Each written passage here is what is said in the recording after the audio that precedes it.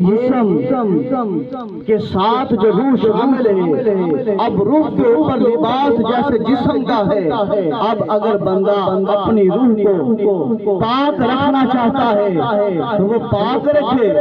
اگر وہ اب اپنی روح کو جو پاک تھی، علیین میں تھی، اب اسے وہ ناپاک کرنا چاہتا ہے تو ناپاک کرے۔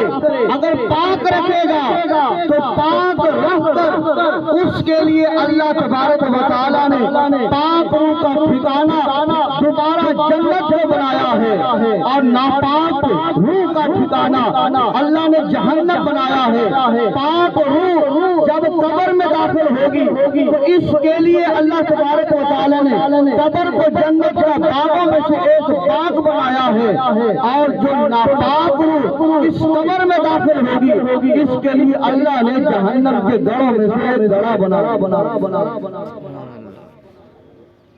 یہ ہے جسم اور روح۔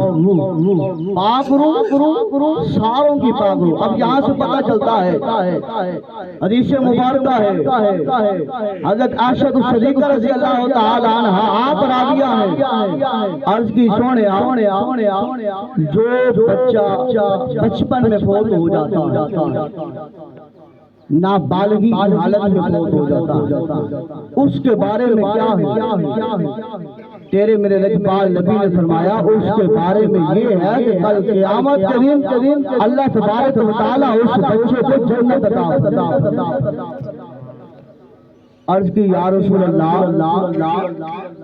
یہ جو مسلمانوں کے بچے پیدا ہوتے ہیں، فوت ہو جاتے ہیں، ان کے لیے کیا ہے؟ لجپال نبی نے فرمایا ان کے لیے یہ ہے، وہ بچے کل قیامت کے دن خود